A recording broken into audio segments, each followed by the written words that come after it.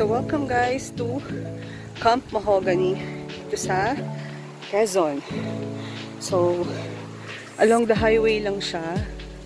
So may nakalagay naman Camp Mahogany. Tapos meron tayong, hindi ko alam kung ilang steps to. Pero since maulan, dahan-dahan lang tayo. So first time namin dalawa dito ng aking husband.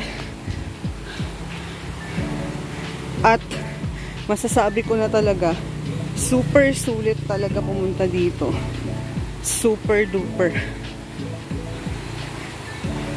So may hawakan naman. Ayan, pwede nyo hawakan. Dahan-dahan lang tayo.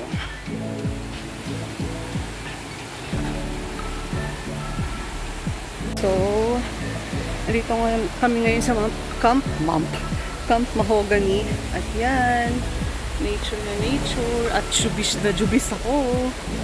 So, maglalakad tayo ngayon sa tulay. Pero maiksi lang tulay na to. Yung tulay na to is gawa sa mahogany. So, dapat dahan-dahan lang. Nalalakaran natin para makapunta dun sa camp. Then, meron ditong running water. Ayan. So, dahan-dahan lang tayo. Maiksi lang to. Mas maganda kung hindi kayo sabay-sabay lumakad dito, no? Paisa-isa lang.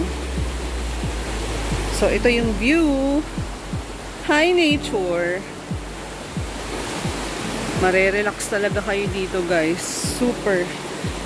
At talagang sinakto namin na weekdays kami magpunta para hindi matao. At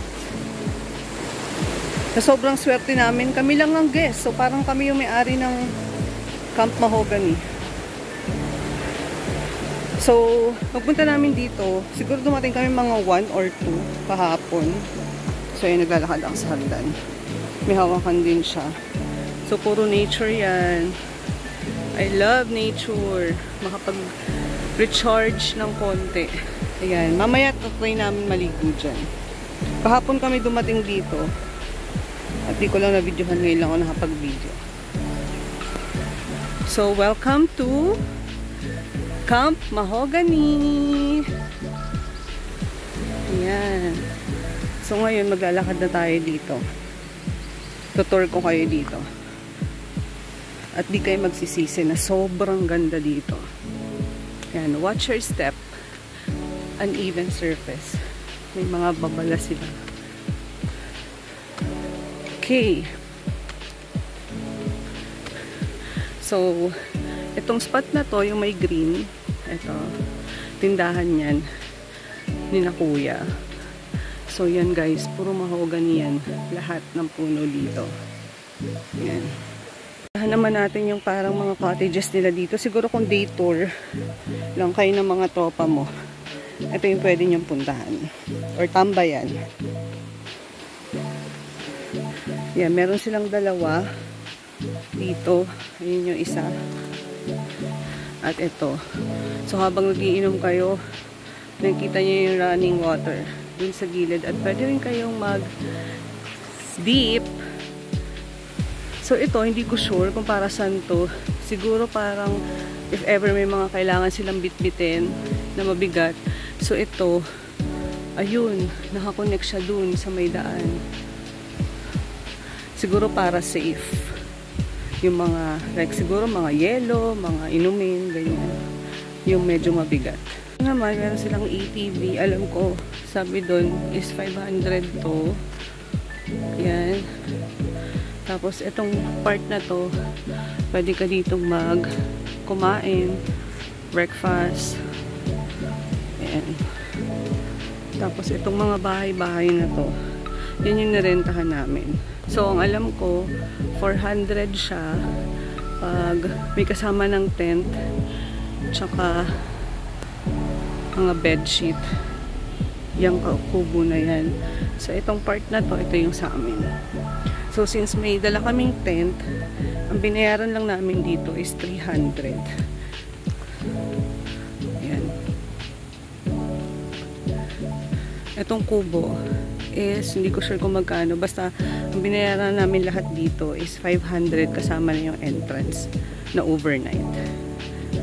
Then, ito naman siguro ginagawa pa lang nila nito. Ito para for barkadas or family. Ayan. Isa pa lang to dito. Ito, puro mahogany nito. So, yung kubo na yun is 1, 2, 3, 4. Yung nasa dulo siguro, yun yung dun natutulog yung caretaker. So, this is our setup. Ang gulo. Tayo ngayon sa kitchen. Grabe yung tabaw ko. Totoo to eh. So, pwede kang manghiram dito yung mga kulang na gamit like baso, kutsara, cup. Ayan, ito pakita ko sa inyo. Kitchen nila. Yan, pasok tayo. Dito kami nang hiram kagabi ng pinggan, kutsara. Actually, hindi na kutsara. Ito yung lutuan. Kung wala kayong dalang lutuan. Yan. May mga kawali. May mga iba pang gamit. Ito, may mga kutsara, ganyan. Tapos, may water din dito. So, yan, ang gagaling sa running water. So, ito, kung bet nyo mag ala provincia style, uling-uling.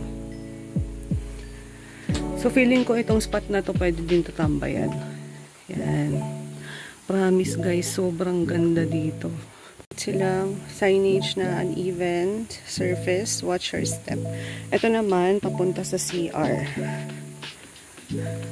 Diba? Wala ka nang paproblemahin dito. At tinan mo naman yung harap ng CR.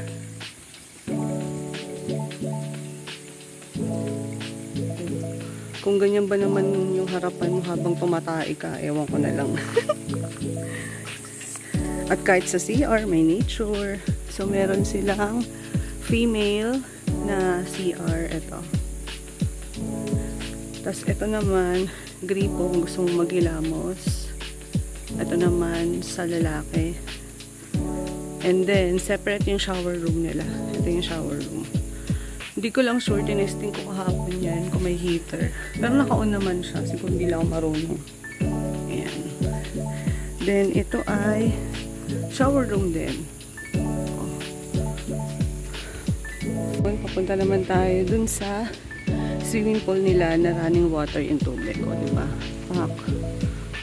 Lovebirds. So, meron silang mini bridge. Yan. Lahat to gawa sa mahogany.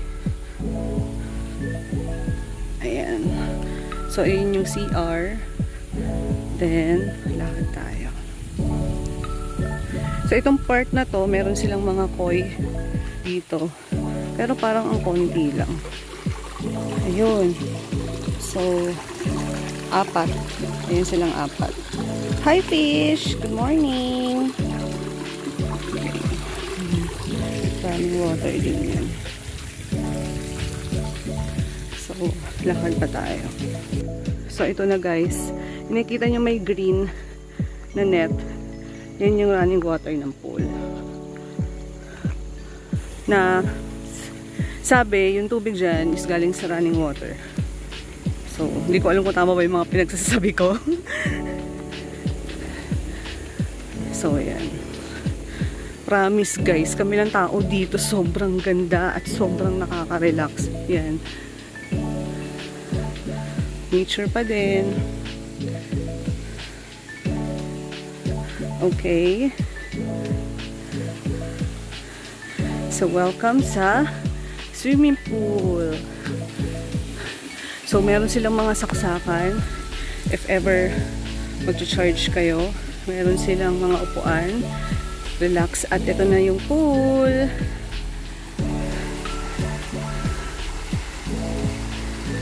Tapos, dito nang gagaling yung tubig sa taas. Yan. Nakalagay doon, climbing not allowed. Climbing talaga. Climbing not allowed sa new water. Sobrang lamig dyan. Ito naman, kung gusto nyo habang nagsiswimming, kumakain kayo. Yan, dito yung spot na yan. So, meron naman palang benefits ang cold water. Ito, sinulat nila. Yung benefits of cold water. These are the benefits of cold water. O, diba? Tapos ayun naman yung mini shower nila bago ka magpunta dun sa pool na sobrang ganda. Diba? Sobrang swerte namin palagi kasi pag umaalis kami, laging kami lang dalawa. So meron silang 3 saksakan dito. Ito, tsaka yun sa dulo. So pag nalobat yung mga phones nyo while taking pictures, charge agad. Ito naman, basura nila. So, kailangan, pag pupunta kayo dito, syempre, pag may kalat kayo, linis-linis din. Hindi porket may caretaker, siya nagagawa ng lahat. Dapat clean go. Clean as you go. Ito naman, parang daanan lang siya. Ganon. Wala namang meron dito, yun yung araw. Good morning, sun. Yan. Kasi ito na siya. O, diba guys? Sobrang sulit pumunta dito. Siguro I would suggest if pupunta kayo dito, mas maganda pag weekdays. Kasi pag weekdays, ganito maabutan nyo. O, diba? Kayo lang. Tapos, ang maganda dito, grabe, sobrang prepare kami. 4 na power bank yung gamit namin. May ilaw pala dito. Pakita ko sa inyo mamaya pagpunta ko dun sa tent namin. Hindi ka na galing dun sa pool. Meron silang 2 daanan dito. Pwede kang dumiretso dito kung saan tayo dumaan kanina, yung may flowers na bridge na may maliit. Then, pwede ka din dumaan dito sa mini bridge, which is yan yung daanan papunta dun sa CR. So, yan. Lahat ng mga to is mahogany. At ngayon ko lang nalaman na sobrang tibay din pala ng mahogany, no? As in. So, try natin pumunta dun sa kanilang game spot. Na tayo. Meron silang mga swing dito. Ito. Ayan. Which is katabi ng tindahan. Tapos, ito naman, kung gusto nyo magpa-bonfire, ito, yung spot na to. Okay, so lakad tayo papunta dun sa parang archery something. So ito yon. Ito yung part na yon. Actually sobrang lawak dito. At nakita nyo naman, ako pa lang yung gising, yung asawa ko tulog pa, hindi makatulog, namamahay. So ito yung archery nila. Meron dito, meron din dun isa. So yan. So, I hope guys, ma-visit nyo tong Camp Mahogany kasi mabait din yung caretaker nila, si Kuya. Nagpabili nga lang kami yelo sa taas. Umakyat pa siya sa taas para bumili ng yelo. So, yung tindahan dito, hindi ganun kadami yung tinda. May mga kulang, pero mas maganda na may mga bit-bit kayo. At mas maganda na kung may papabili kayo, sabay-sabay nyo nang papabili para hindi na pabalik-balik si Kuya. So, ito yung mini tindahan nila.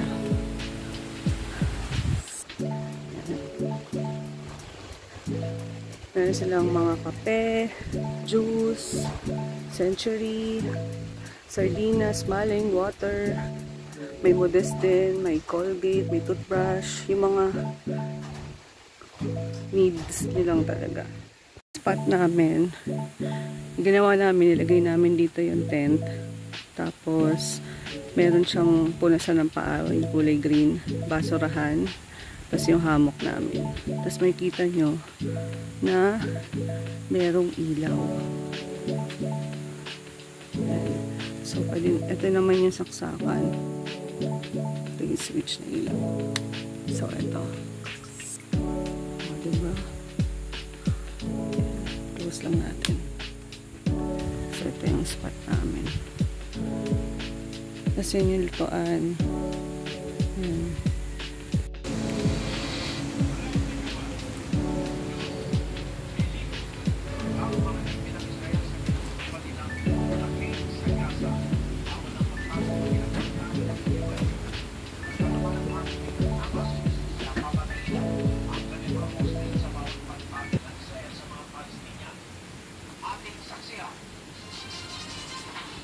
But I know